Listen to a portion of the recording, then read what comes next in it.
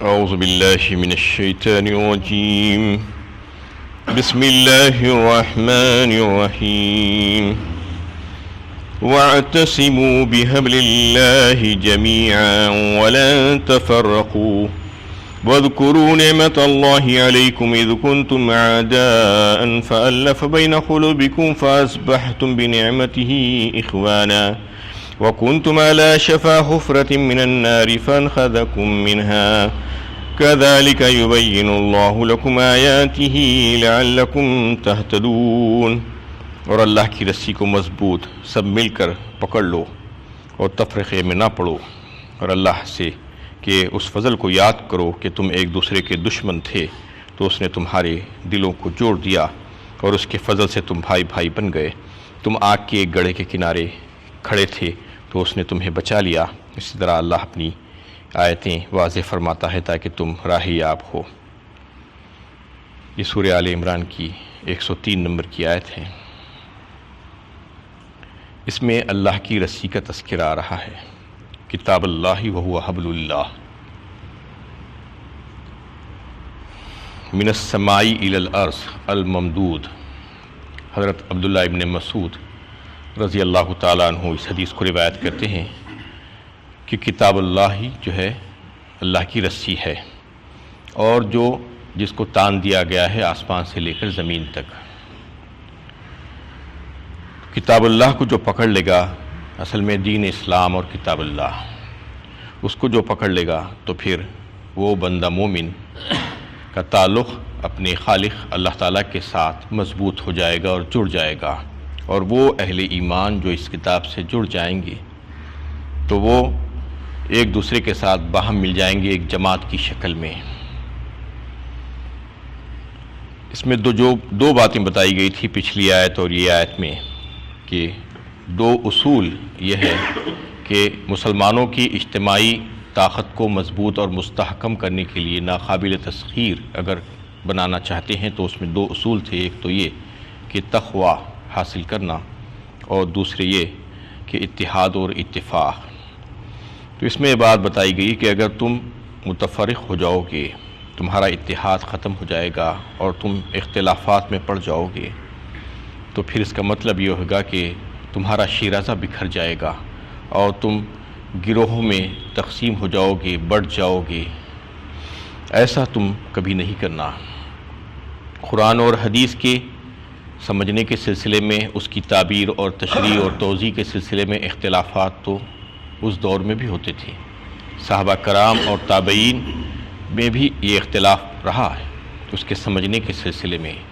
لیکن جو بنیادی بات تھی ان کے پاس یہ کہ ان کا مرکز اطاعت اور عقیدت جو تھی وہ ایک ہی بات کی تھی، ایک ہی طرف کی تھی. وہ یہ کہ قرآن کریم اور رسول اللہ صلی اللہ علیہ وسلم کی احادیث وہ بنیاد تھی. اس لیے ان میں جو ہے گروہ بندی نہیں ہوئی، وہ تقسیم نہیں ہوئے. اختلافات ان کے پاس بھی موجود تھے.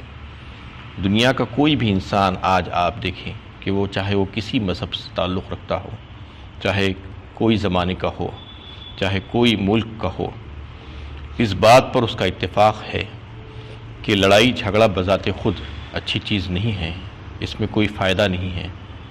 اور ہر جماعت اور ہر گروہ اتحاد کی طرف، اتفاق کی طرف ہی لوگوں کو بلاتی ہے. لیکن یہ کیا بدقسمتی ہے کہ سب کچھ بلانے کے باوجود بھی، سب یہ بات سمجھنے کے باوجود کہ اتحاد ہی اچھی بات ہے، لڑائی جھگڑا اچھی بات نہیں ہے، اتفاق صحیح اور درست چیز ہے، پھر بھی لوگ متفق نہیں ہو رہے ہیں.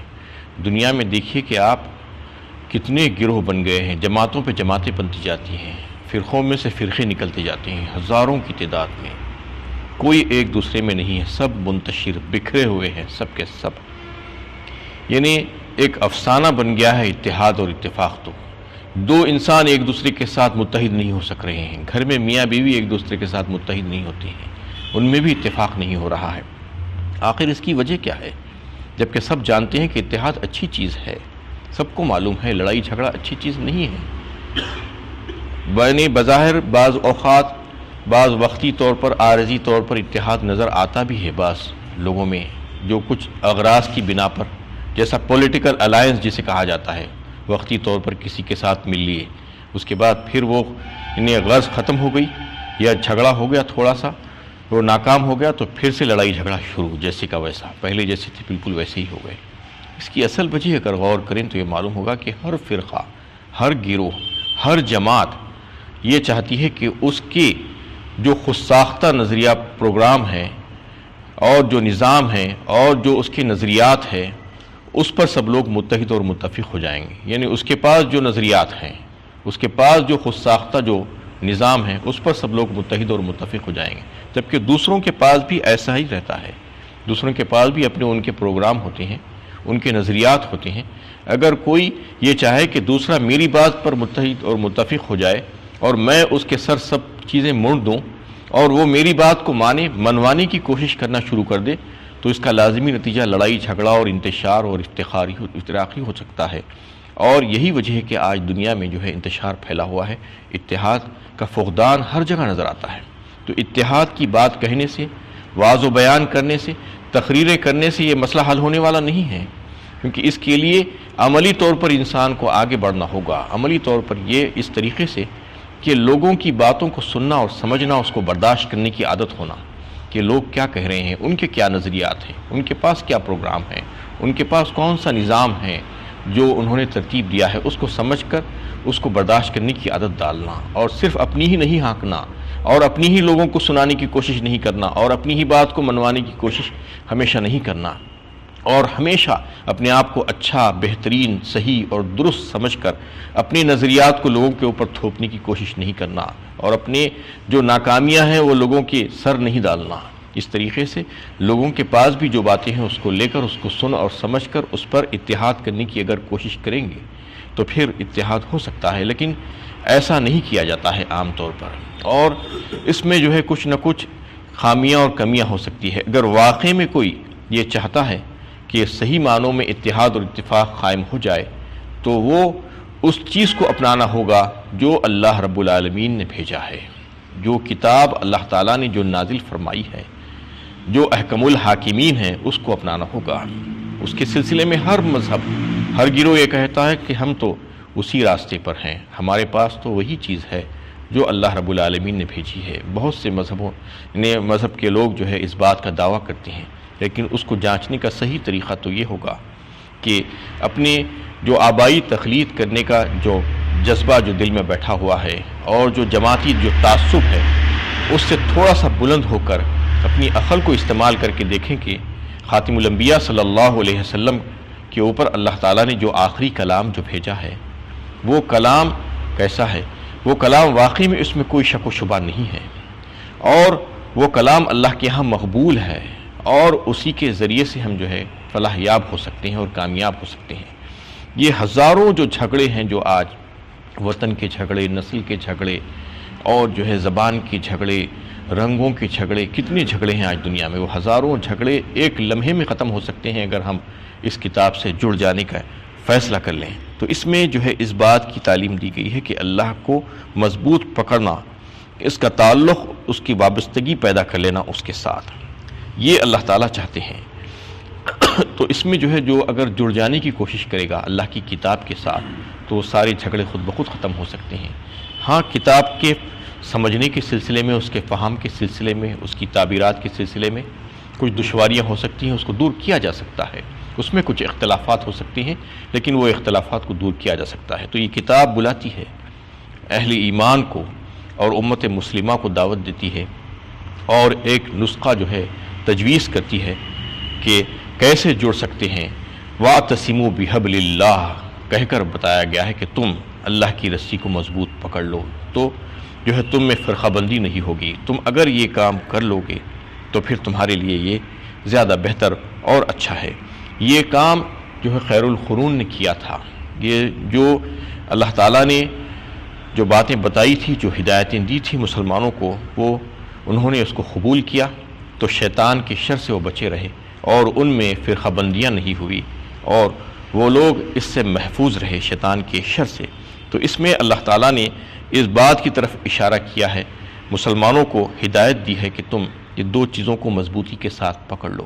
ایک تو یہ کہ اللہ کا بھیجا ہوا جو نظام ہے، جو نظام زندگی ہے، اس کو سمجھ کر اس پر قائم ہو جاؤ اور اس کو مضبوطی کے ساتھ تھام لو، تو وہ ایسا ہوگا کہ یعنی کوئی رسی کو تھام لیتا ہے تو وہ ایک جماعت بن جاتی ہے، ایک جسم بن جاتا ہے اور وہ ہلاکت سے محفوظ ہو جاتا ہے، کہیں پر وہ گر کر ہلاک نہیں ہو سکتا، تباہ نہیں ہو سکتا۔ بالکل اسی طریقے سے وہ ایک مضبوط رسی ہے جو آسمان سے زمین تک تانی ہوئی ہے، اس سے جو وابستہ ہو جائے گا، اس کو جو پکڑ لے گا تو پھر جو ہے وہ اس کے لیے تباہی و بربادی نہیں ہے، ہلاکت نہیں ہے۔ وَأَنَّ هَذَا الصِّرَاطِ مُسْتَقِيمًا فَاتَّبِعُوهُ وَلَا تَتَّبِعُوا السُّبُلَ فَتَفَرَّقَ بِكُمْ عَنْ سَبِيلِهِ فرمایا سورہ انعام 8ویں پارے میں۔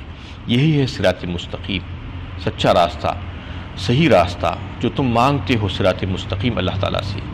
فَاتَّبِعُوهُ، اس کی اتباع کرو، یعنی ادھر ادھر مت بھٹکو اور دوسرے راستوں کی تلاش مت کرو۔ فَاتَّبِعُوهُ وَلَا تَتَّبِعُوا السُّبُلَ فَتَفَرَّقَ بِكُمْ عَنْ سَبِيلِهِ، اگر تم دیگر راستوں کی طرف جاؤ گے، اس کو تلاش کرنے کی کوشش کرو گے تو تم راہ سے بھٹک جاؤ گے۔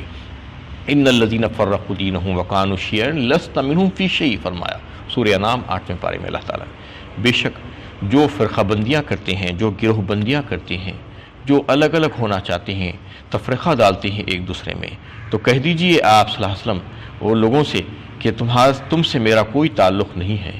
یعنی اللہ کے نبی صلی اللہ علیہ وسلم سے کہا جا رہا ہے کہ جو لوگ فرقہ بندیاں کرتے ہیں، جماعت بندیاں کرتے ہیں، مسلمانوں کو ایک دوسرے سے علیحدہ کرنے کی کوشش کرتے ہیں، تو ان سے کہا جا رہا ہے کہ اللہ کے نبی صلی اللہ علیہ وسلم کا ان سے کوئی تعلق نہیں ہے۔ تو اس میں اسی بات کی طرف توجہ دلائی گئی ہے کہ یہ اللہ کی رسی ہے جو بندوں کو خدا سے جوڑتی ہے اور جس کی حیثیت عہد و میثاق کی ہے، اس لیے اس کو تھامنا خدا کو تھام لینے کے ہم معنی ہیں۔ اس لیے جو ہے اس کی طرف توجہ دلائی گئی ہے کہ یہ دو چیزیں جو ہے اس پر قائم ہو جاؤ تو پھر تمہارے لیے خیر اور بھلائی ہے۔ اور اس میں اور ایک بات جو بتائی گئی ہے کہ وَاذْكُرُوا نِعْمَتَ اللَّهِ عَلَيْكُمْ إِذْ كُنْتُمْ أَعْدَاءً، یاد کرو اس نعمت کو، اس فضل کو اللہ تعالیٰ کا جو اللہ تعالیٰ نے تمہارے اوپر کیا ہے۔ اِذْ كُنْتُمْ أَعْدَاءً فَأَلَّفَ بَيْنَ قُلُوبِكُمْ، یہ جو دو قبیلے جو لڑ بھڑ رہے تھے، اس سے پہلے کی آیت میں جو بات آئی، اوس اور خزرج، جس کو یہودیوں نے لڑانے کی کوشش کی تھی، ان کے پچھلے حالات کو سنا کر، اشعار کو سنا کر ان کے سامنے، تو یہ بات بتا رہے ہیں اللہ تعالیٰ کی یہ اسلام کی اور نبی صلی اللہ علیہ وسلم کی برکت ہے کہ ہم نے تمہارے دلوں میں محبت ڈال دی، ایک دوسرے کے لیے بھائی چارگی ڈال دی، بھائی بھائی بنا دیا، جبکہ تم لوگ ایک دوسرے کے خون کے پیاسے تھے، ایک دوسرے کے دشمن تھے۔ اِذْ كُنْتُمْ أَعْدَاءً فَأَلَّفَ بَيْنَ قُلُوبِكُمْ، الفت ڈال دی، محبت ڈال دی تمہارے دلوں میں۔